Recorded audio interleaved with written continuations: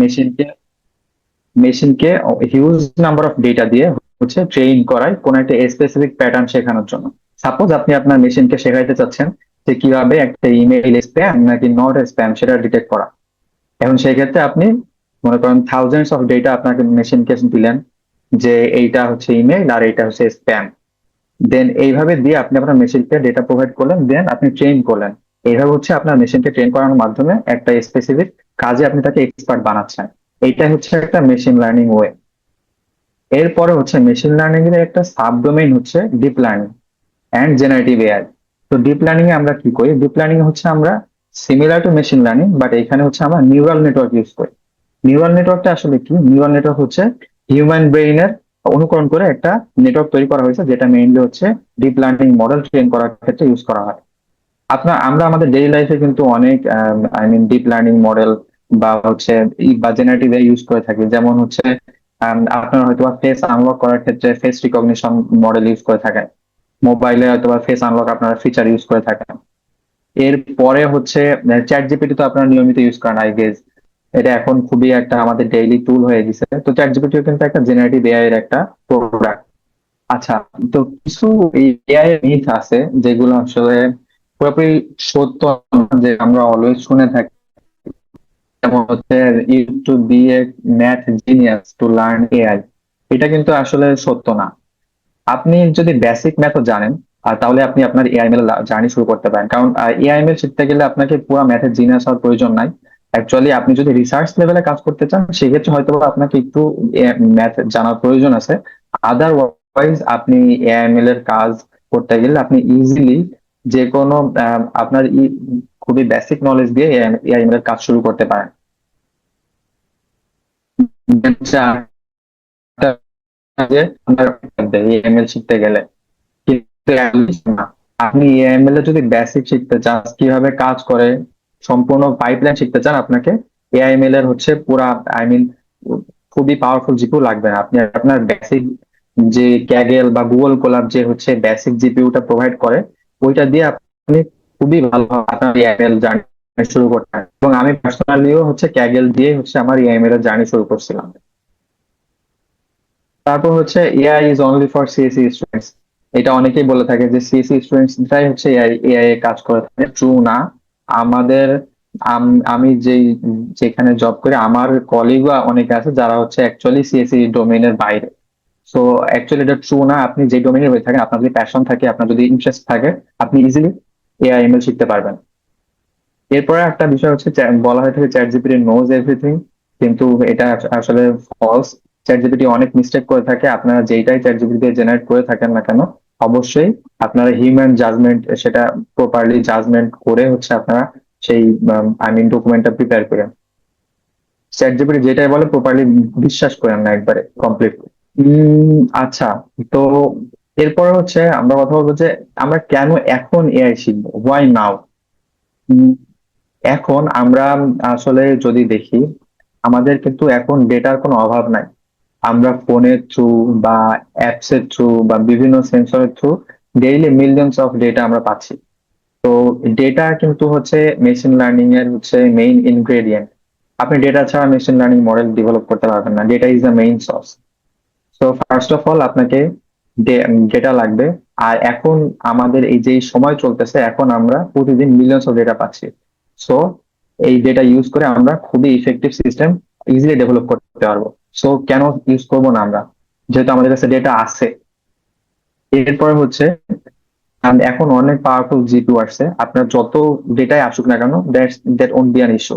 আপনি খুবই ইজিলি সেই ডেটা ইউজ করে আপনি আপনার মডেল ট্রেন করতে পারবেন, যে পাওয়ারফুল জিপিইউ ইউজ করে আর কি।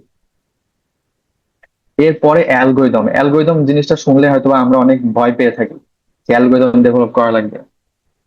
কিন্তু অ্যাকচুয়ালি মেইন যে বিষয়টা হচ্ছে আপনি রেডিমেড অ্যালগোরিদম ইজিলি পেয়ে যাবেন মেশিন লার্নিং। সবই অলমোস্ট আপনার জন্য রেডি করে দেওয়া আছে। আপনি জাস্ট একটা ফাংশন কল করে ইম্পোর্ট করবেন। ইম্পোর্ট করার পরে সেটা খুব ইজিলি আপনি হচ্ছে ইউজ করতে পারবেন। সো আপনার কোনো এখানে কোনো ক্রাইটেরিয়াও থাকতেছে না যে আমার অ্যালগোরিদম ডেভেলপ করা লাগবে, অনেক টাফ, তেমন কিছুই নাই। আপনি খুব ইজিলি একটা অ্যালগোরিদম একটা ফাংশন কল করে ইম্পোর্ট করে খুব ইজিলি ইউজ করতে পারবেন। আম, আচ্ছা, তো আমরা এখন কিছু দেখি যে এআইএমএল দিয়ে আসলে আমরা কি কি করি, কি কি জিনিস ডেভেলপ করা হইতেছে এআইএমএল দিয়ে। তো এইখানে আমি বিভিন্ন ডোমেইন ওয়াইজ ফিচার গুলো আলাদা করছি বা সার্ভিসেস গুলা। যেমন হচ্ছে কম্পিউটার ভিশন ডোমেইনে যদি যাই, তো আপনি অবশ্যই দেখছেন ফেস আনলক করা একটা ফিচার, হয়তো আপনি ইউজও করেন আপনার ফোনে। তো ফেস আনলকের পিছনে কিন্তু মেশিন লার্নিং কাজ করতেছে। বা বলেন ফ্যাক্টরিতে কোনো ডিফেক্ট ডিটেকশন, কোনো প্রোডাক্ট ডেভেলপ করা হয়েছে, এখন প্রোডাক্টে কোনো ডিফেক্ট আছে কিনা আপনি এটা এআই ইউজ করে খুঁজতে পারবেন। তারপর হচ্ছে medical scan analysis. Medical scan, আপনি যদি মেডিকেল ডকুমেন্ট অ্যানালাইসিস করতে চান, কোনো ইনফরমেশন এক্সট্রাক্ট করতে চান, সেক্ষেত্রে আপনি খুবই easily computer vision technique apply মাধ্যমে সেটা করতে পারেন। এরপর হচ্ছে ন্যাচারাল ল্যাঙ্গুয়েজ প্রসেসিং। এটা কিন্তু আমরা খুবই এই টেকনিকের সাথে খুবই পরিচিত। আপনারা চ্যাট জিপিটি ইউজ করেন, চ্যাট জিপিটি কিন্তু এনএলপি এরই একটা প্রোডাক্ট। যেমন আমরা হচ্ছে চ্যাটবট ইউজ করে থাকি, এটা কিন্তু ন্যাচারাল ল্যাঙ্গুয়েজ প্রসেসিং ইউজ করে খুবই ইজিলি ডেভেলপ করা হয়ে থাকে। এরপর ডকুমেন্ট সামারাইজেশন বা ট্রান্সলেশন টুল, এইটাও ChatGPT, I mean AI ML use করা ডেভেলপ করা যাইতে পারে। এরপরে sentiment analysis tool. Sentiment analysis বলতে হচ্ছে আপনার একটা সেন্টেন্সের, সেটা হচ্ছে কি বোঝাচ্ছে, সেটা পজিটিভ নাকি নেগেটিভ নাকি নিউট্রাল বোঝাচ্ছে, সেটা ক্লাসিফাই করার জন্য সেটা ক্লাসিফাই করার টেকনিকটা হচ্ছে সেন্টিমেন্ট অ্যানালাইসিস। যেমন আমরা হচ্ছে যদি বলি মুভি রিভিউ অ্যানালাইসিস করা, যে এই মুভি রিভিউটা পজিটিভ নাকি নেগেটিভ নাকি নিউট্রাল, এটা কিন্তু একটা সেন্টিমেন্ট অ্যানালাইসিসেরই একটা প্রোডাক্ট। এরপরে পার্সোনালাইজেশন ক্ষেত্রে যদি বলি, তো প্রোডাক্ট রিকমেন্ডেশন, এটা কিন্তু খুবই অলওয়েজ ইউজ করা হয়ে থাকে। আপনি যে কোনো অনলাইন ই কমার্স প্ল্যাটফর্মে যান, প্রোডাক্ট রিকমেন্ডেশন টেকনিকটা ইউজ করি, সেটা কিন্তু machine learning technique. Recommendation content suggestion. এরপরে ফরকাস্টিং ডিরেকশনের ক্ষেত্রে যদি বলি, তো আপনারা দেখবেন যে ফরকাস্টিং ক্ষেত্রে আমরা যদি বলি যে ডিমান্ড ফরকাস্টিং, আপনার কাছে মনে করেন যে প্রিভিয়াস বছরের ডেটা আছে একটা স্পেসিফিক কোম্পানির সেলস এর। তো ওই ডেটা দিয়ে যদি আমি একটা মডেল ট্রেন করতে পারি ডিমান্ড প্রেডিকশনের ক্ষেত্রে, যে আমি ওই ডেটাতে ট্রেন করতেছি, ট্রেন করার পর আমি প্রেডিক্ট করবো নেক্সট 4 মাসের আমার সেলস কেমন হইতে পারে। তো সেটা করার ক্ষেত্রে আমরা মেশিন লার্নিং ইউজ করতে পারি। বা ফ্রড ডিটেকশনের ক্ষেত্রে, ফাইন্যান্সে, দেন রোবোটিক্স বা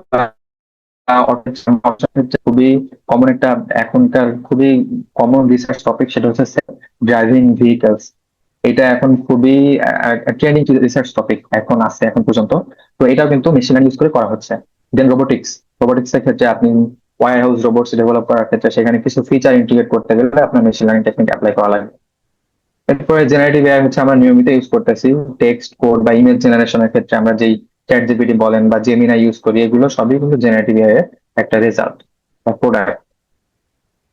কিছু হচ্ছে প্রোডাক্ট বা কিছু ইয়ে আছে হচ্ছে এআইএমএল এর হচ্ছে অ্যাপ্লিকেশন আছে, যেগুলো আমরা হয়তো বা ভাবি নাই যে এইভাবে এখানে ইউজ করা হয়ে থাকে এআইএমএল। যেমন হচ্ছে ক্রপ ডিজিজ ডিটেকশনের ক্ষেত্রে, আম, এটা হচ্ছে সাপোজ আপনি একটা টমেটো লিফ ডিজিজ প্রেডিক্ট করতে চাচ্ছেন, তো সেক্ষেত্রে আপনি একটা মডেল ডেভেলপ করলেন কিভাবে লিফ ডিজিজ প্রেডিক্ট করা যাইতে পারে। সেটা হচ্ছে আপনি মনে করেন যে একটা ইমেজ আপলোড দিচ্ছেন আপনার সিস্টেমে, আপনার সিস্টেম খুব ইজিলি প্রেডিক্ট করে দিচ্ছে যে এটা either it's a disease or not. So এই ক্ষেত্রে কিন্তু মেশিন লার্নিং ইউজ করা হচ্ছে। দেন প্রেডিক্টিভ মেইনটেনেন্স, এক্ষেত্রে যেমন ধরেন একটা ফ্যাক্টরিজ এ আপনার একটা মেশিন কতদিন চলবে বা এর লাইফ টাইম কেমন হইতে পারে বা কবে ফেল হইতে পারে, সেটা প্রেডিক্ট করার ক্ষেত্রে আপনার মেশিন লার্নিং ইউজ করা হয়ে থাকে। এরপরে আছে ডিফেক্ট ডিটেকশন। জেনারেশন, যদি আপনি একটা অন্য পার্সনের ফেক ইমেল অথবা ভিডিও জেনারেট করে থাকেন, তো সেটা সেটা জেনারেট করাটাও কিন্তু হচ্ছে আমার এআইএমএল ইউজ করে করা হচ্ছে। আবার সেটা আপনি আইডেন্টিফাই করার ক্ষেত্রেও এআইএমএল ইউজ করা হচ্ছে এখন। এরপরে কোডিং অ্যাসিস্ট্যান্ট। তো এই কোডিং অ্যাসিস্ট্যান্ট হচ্ছে আমরা অনেকে হয়তো ইউজ করি চ্যাট জিপিটি বা হচ্ছে ক্লড আছে কোডিং অ্যাসিস্ট্যান্ট। এটা হচ্ছে এআই, এটা কিন্তু এআইএমএল এরই একটা হচ্ছে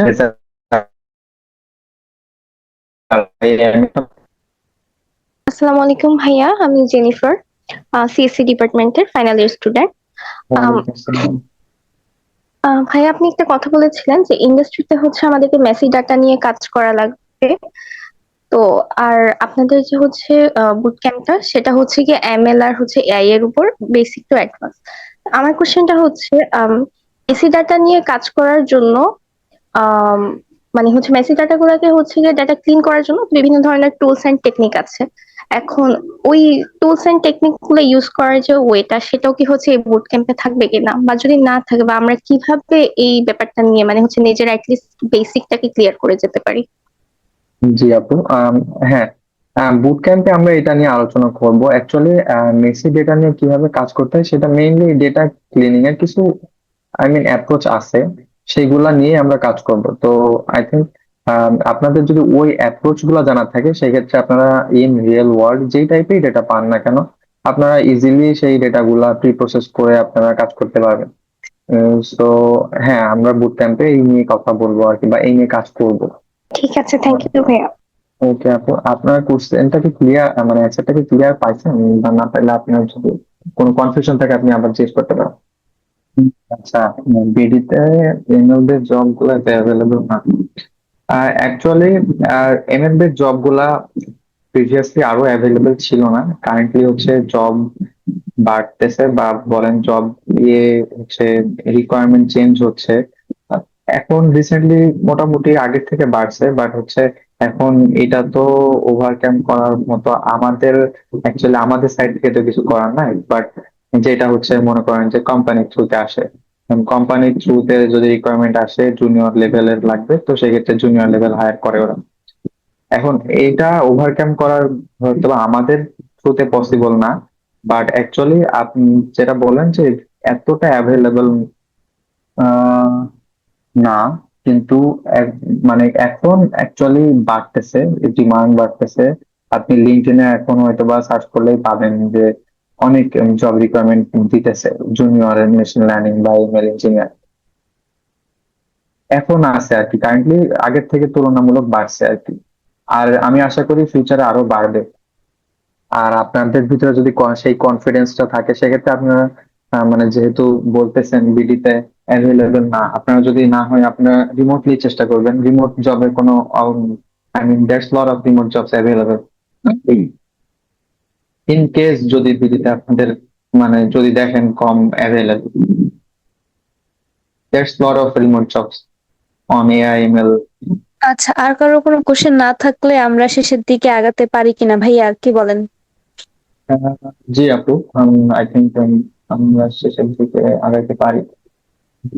আচ্ছা, মোরওভার যদি এর পরেও মানে যেমন আপনার সেশনটা শুনলেন এত মনোযোগ দিয়ে, এর পরেও যদি কোনো কোশ্চেন আসে বা থট আসে, আপনারা any time feel free to reach out.